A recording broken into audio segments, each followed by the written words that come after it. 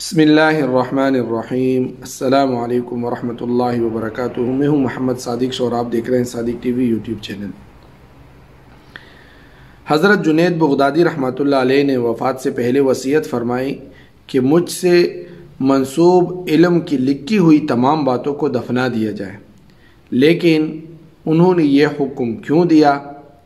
اس بارے میں تاریخ بغداد میں ابو محمد حریری رحمۃ اللہ علیہ لکھتے ہیں کہ یہ وہی ابو محمد حریری رحمۃ اللہ علیہ ہیں کہ جنہوں نے مقامات لکھی ہے کہ حضرت جنید بغدادی رحمۃ اللہ علیہ جو 298 ہجری میں وفات پا گئے، ان کی وفات کے وقت کہتے میں ان کے پاس موجود تھا اور یہ جمعہ کا دن تھا اور وہ قرآن کریم کی تلاوت کر رہے تھے۔ میں نے کہا ابو القاسم، یعنی حضرت جنید بغدادی رحمۃ اللہ علیہ سے کہتے ہیں، ابو القاسم کچھ اپنی جان کے ساتھ نرمی کا معاملہ کیجیے۔ حضرت جنید بغدادی رحمۃ اللہ علیہ نے جواب دیا، ابو محمد، کیا اس وقت آپ کو کوئی ایسا شخص نظر آتا ہے جو اس عبادت کا مجھ سے زیادہ ضرورت مند ہو؟ وہ دیکھو میرا نامہ اعمال لپیٹ رہا ہے۔ اب وفات سے قبل حضرت جنید بغدادی رحمۃ اللہ علیہ نے وصیت فرمائی کہ میری طرف جتنے علم کی باتیں منسوب ہیں اور لوگوں نے ان کو لکھا ہوا ہے وہ سب دفن کر دی جائے۔ لوگوں نے اس کی وجہ پوچھی تو جواب دیا کہ جب لوگوں کے پاس نبی کریم صلی اللہ علیہ وسلم کا علم حدیث موجود ہے تو میری خواہش ہے کہ اللہ سے میری ملاقات اس حالت میں ہو کہ میں نے اپنی طرف منسوب کوئی چیز نہ چھوڑی ہوئی ہو۔ تو ہمارے پاس نبی کریم صلی اللہ علیہ وسلم کی احادیث مبارکہ موجود ہے تو ہم ان سے رہنمائی حاصل کر سکتے ہیں، اور میری خواہش بھی یہی ہے کہ مجھ سے منسوب چیزیں نہ ہوں، نبی کریم صلی اللہ علیہ وسلم کی طرف جو منسوب ہو وہی میرے پاس ہو اور وہی لوگوں کے پاس ہو۔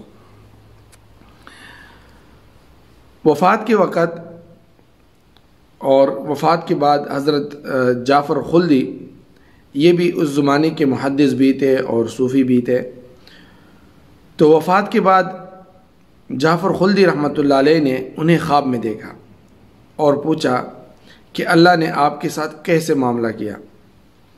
تو حضرت جنید بغدادی رحمۃ اللہ علیہ نے جواب دیا، طاحت تلک الاشارات وغابت تلک العبارات وفنيت تلك العلوم ونفدت تلك الرسوم وما نفعنا إلا ركعات كنا نركعها في الأسحار، کہ وہ اشارے ختم ہو گئے، وہ عبارتیں ختم ہو گئی، غائب ہو گئی، وہ علوم فنا ہو گئے، وہ نقوش مٹ گئے۔